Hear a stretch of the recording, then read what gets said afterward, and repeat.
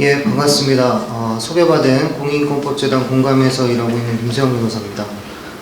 토론문은 제1발제, 2발제 기조에 기대어 마사회가 가지고 있는 법률적 권한, 그리고 마사회가 지어야 할 법적 책임, 그 불균형성에 대해서 살펴보고 이를 개선하기 위한 방안을 제언드리는 것으로 좀 구성을 했습니다. 별지로 좀 제출되게 된 점 양해 말씀 좀 부탁드리겠습니다. 토론문에 대한 발제를 시작하기에 앞서서 법률적인 관점에서, 법률적 의미에서 법적 인간이라는 것은 권리와 의무의 주체다라고 이야기합니다.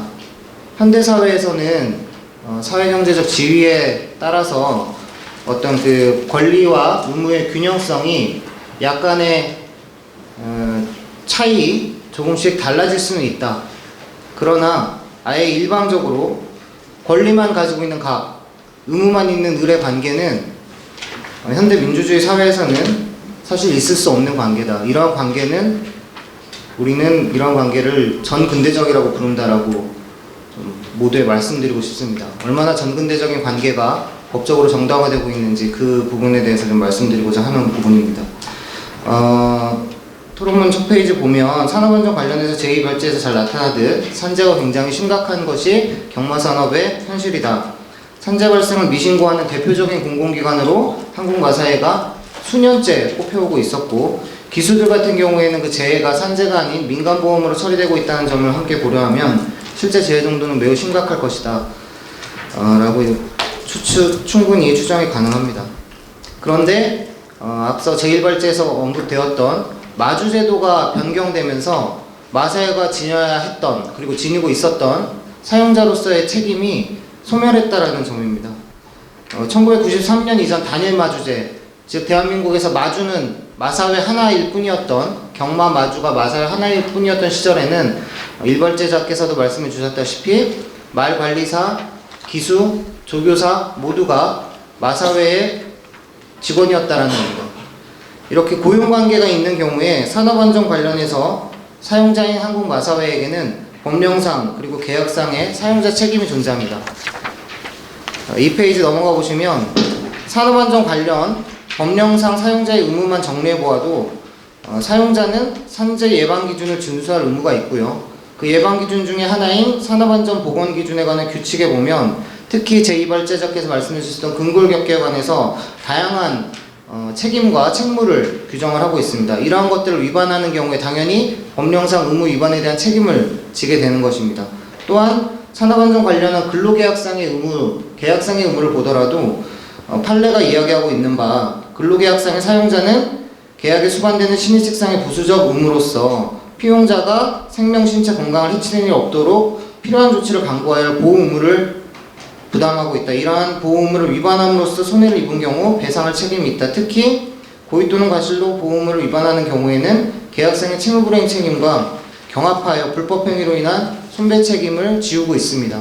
이것이 사용자의 책임입니다. 산업안전 관련된 사용자의 책임일 텐데 92년에 경마비리를 기화로 하여, 제가 기화라는 말씀을 드리는 이유는 사실은 마사회가 단독하여 경마의 주인이었던 시절에서 갑자기 93년에 변화되기에 앞서서 이미 1990년 8월에 한국마사회법이 전면 개정되었다는 점을 좀 언급하고 싶어서입니다.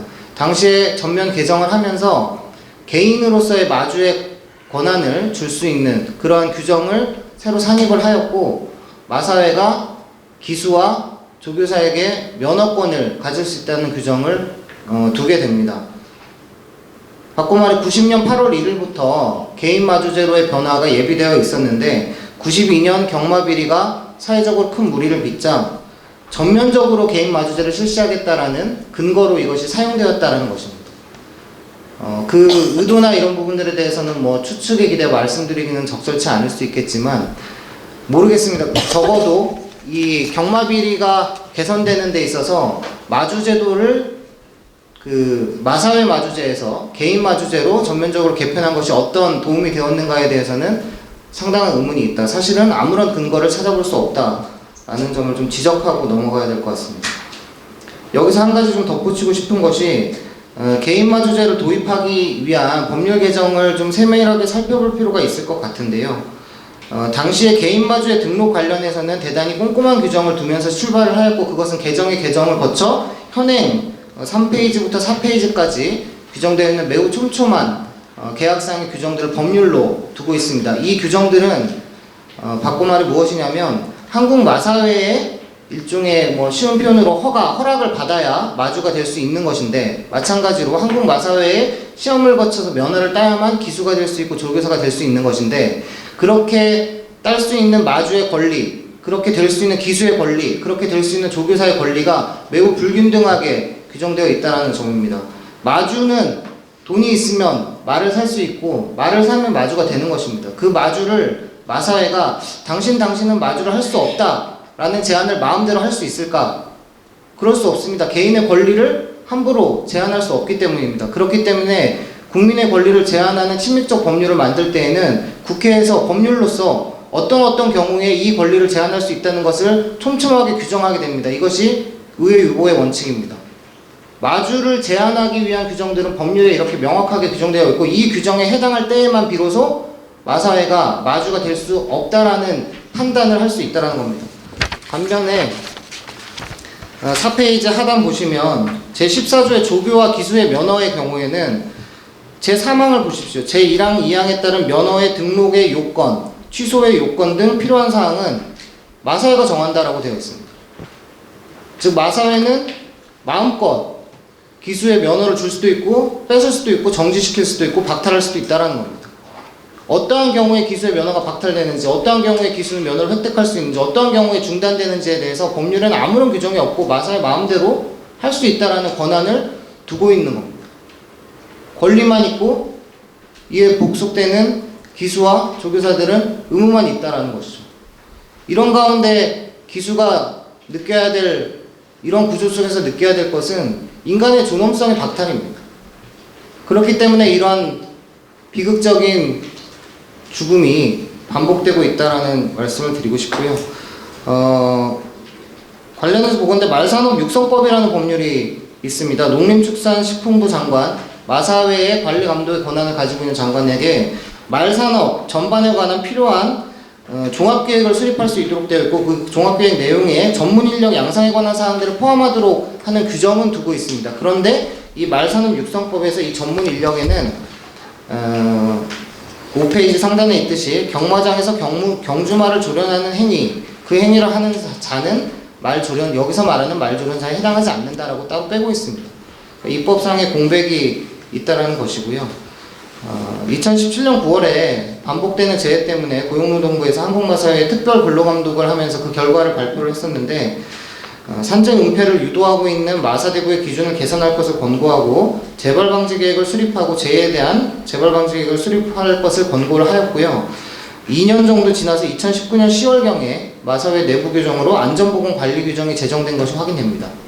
근데 마사회가 제정한 안전보건 관리 규정은 적용 범위를 사내 수급 근로자까지로 정하고 있고, 말조교, 관리, 기승에 관한 일반적인 사항들, 정말 구체적으로 안전보건 대책을 수립해야 될 사항들에 대해서는 아무런 규정이 없습니다. 매우 일반적인 산업안전보건 규정을 그냥 형식적으로 마련해두고 있는 것에 불과하다는 겁니다. 결국 마사회는 개인마주제에 도입된 이후로 기존 직원이었던 조교사, 기수, 말관리사의 관계를 모두 단절하고 사용자 책임 전반을 회피하고 있다는 겁니다.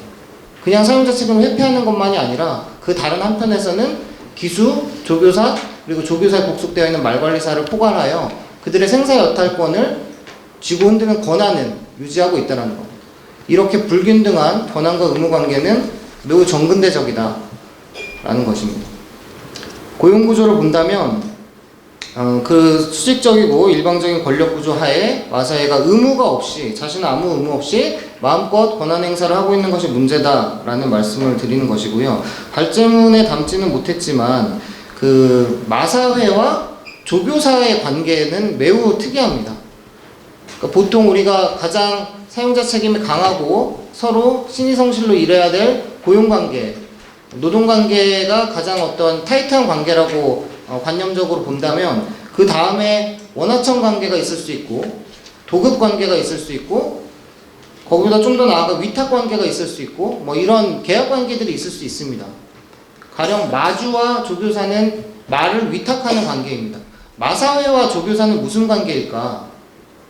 마사회는 아까 개인 마주제로 전환하면서 자기가 가지고 있던 모든 말을 개인 마주들에게 팔았습니다. 그런데 마국간하고 훈련장은 팔지 않았습니다. 가지고 있습니다. 부동산 임대를 하듯이 자기가 임대인이라고 이야기를 하는 것입니다. 그리고 조교사들이 그 공간을 이용해야 될 때 임대차 계약에 준하는 어떤 그런 계약을 하는 것으로 좀 추정이 되는데 계약 내용은 좀 살펴봐야겠지만, 그런데 아까도 제1발제자께서 말씀하셨다시피 마사회가 임의로 마방의 개수를 줄일 수 있습니다. 늘릴 수도 있고 줄일 수도 있고, 마치 세상 어느 임대인이 임대차 계약을 한 임차인한테 우리가 판단을 해봤는데 안방을 사용하지 말아야겠다, 뺏어야겠다, 이런 계약을 할 수 있습니까? 이런 불합리한 계약 관계라는 게 어떻게 존재할 수 있는가 상당히 의문을 가지고 있다는 거죠. 6페이지 상단에 마사회가 이처럼 이제 일방적인 면허권과 징계권을 가지고 있는 점에 더하여 일발제자께서 발제를 잘 해주셨듯이 기수와 마필관리사의 소득, 이 중에는 임금의 성격을 띠고 있는, 임금의 형식을 띠고 있는 소득도 있겠고, 상금의 배분 속에서 급료 또는 기타 이에 준하는 수입으로 볼 수 있는 그런 소득들도 섞여 있다고 보여집니다. 그런 소득 역시 마사회가 제정하에서 시행하고 있는 경마 시행 규정을 통해서 결정되고 있다는 점을 볼 때, 마사회는 기수와 말관리사 모두에 대해 고용관계의 핵심이라고 할 수 있는 임금 결정권과 징계권을 모두 가지고 있으면서도 고용관계는 없다라고 형식적으로 주장하며 책임을 회피하고 있는 현실이다라는 것입니다. 그래서 고용관계의 실질을 살펴서 근로자성을 판단하는 것이 우리 노동관계법의 근본적인 취지일 텐데요. 근로기준법상의 근로자의 범위와 노동조합법상의 노동자의 범위가 조금 다르다라는 점을 좀 말씀드리면서 7페이지로 넘어가서 좀 이야기를 좀 이어가겠습니다. 노동조합법상의 근로자의 범위는 근로기준법상의 근로자의 범위와는 다르게 좀 더 넓게 해석되고 있는 것이 최근 판례 경향입니다. 그 이유는 첫 번째로 노동조합법의 목적이 근로기준법과는 조금 다르기 때문입니다. 노동조합법의 목적은 제2조에서 헌법에 의한 근로자의 단결권, 단체교섭권, 단체행동권을 보장하여 근로조건을 유지 개선하고 근로자의 경제사회적 지위의 향상을 도모하는 것에 있다라고 선언하고 있습니다. 근로기준법이 정하는 근로조건의 유지 개선보다 근로자의 경제적 사회적 지위는 근로계약상의 지위에 한정되지 않기 때문에 더 넓게 해석되는 것이 마땅합니다. 때문에 노동조합법은 개별적 노동관계에서 형식적인 평등이라 가려져 있는 실질적 불평등을 극복하는 것을 자기 목적으로 하고 있다고 저는 생각합니다. 따라서 실질적 불평등이 존재하는 노동관계에서는 언제나 적용되어야 하는 법률이다 라고 생각합니다. 두 번째로는 법문의 정의가 다르다. 노조법에서는 근로자를 직업의 종류를 불문하고 임금, 급료, 기타 이에 준하는 수입에 의하여 생활하는 자라고 규정하고 있기 때문에 형식적 임금 근로자 외에 비전형적인 비임금 근로자를 모두 포함하는 것으로 해석할 수밖에 없습니다. 이 점에서 형식적인 임금 근로자가 아니더라도 준종속적인 근로자를 하더라도 그의 수입은 임금에 준하는 수입으로 해석될 여지가 커진다는 것입니다. 이러한 해석에 따라 판례는 노조법상 근로자에 해당하는지는 노무제공관계의 실제를 비추어 노동3권을 보장할 필요성이 있는지의 관점에서 판단해야 하고 반드시 근기법상 근로자에 한정되는 것은 아닌다라고 거듭된 판시를 해왔습니다. 일발제자께서도 간단히 짚어주셨는데 집단적 노사관계에 있어서 사용자의 범위에 관해 노동자가 이렇게 넓어진다면 사용자의 범위에 관해서도 마찬가지로 판례가 확대 해석해오고 있다는 점을 지적하고 싶습니다. 실질적 지배력과 영향력이 있는 원청사업주도 노조법상 사용자로 인정하고 노조법에서 규정하고는 지배 개입의 부당노동행위를 하지 말 것을 그러한 수규자임을 선언한 판례가 2010년에 있었습니다. 더 나아가 최근의 하급심 판례들에서는 지배 개입 사항뿐만 아니라 단체 교섭할 의무에 대해서도 원청의 책임을 인정하고 있는 그런 흐름들이 존재합니다.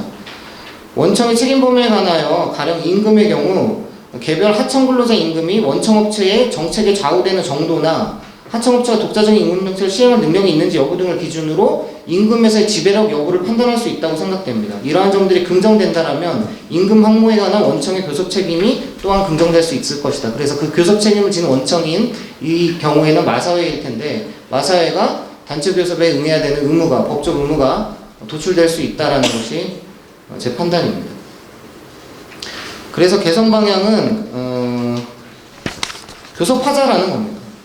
노동조합법상 노동자인 말관리사들도 그렇고 협회라는 이름으로 되어 있지만 노무를 제공하고 있는 기수들 역시도 단체로 단결해서 마사회가 실질적인 영향을 행사하고 있는, 실질적인 지배력을 행사하고 있는 범위들에 있어서는 투명한 교섭들을 통해서 이 사안을 근본적으로 좀 바꿔나갈 필요가 있다라는 부분이고요. 결론적으로 우리가 그 개인마주제 법률 개정 부분에서도 누차 확인했듯이 마주의 권리는 보장되었으나, 마주는 권리의 주체로서 인정되었으나 노무 제공을 하는 조교사를 위시하여 기수와 말관리사들은 권리의 주체로 인정된 바가 없었다. 그렇기 때문에 이런 권리의 공백 상태에서 오늘날의 비극이 잉태되지 않았는가라는 것이고, 핵심은 인간의 존엄성이라고 생각합니다. 인간으로서 권리의 주체로서 인정받는 그런 교섭장이 열릴 때 이 사안이 해결될 수 있을 것이다라는 그런 총론적인 고민을 좀 제출드리는 것으로 제 발표를 마치겠습니다.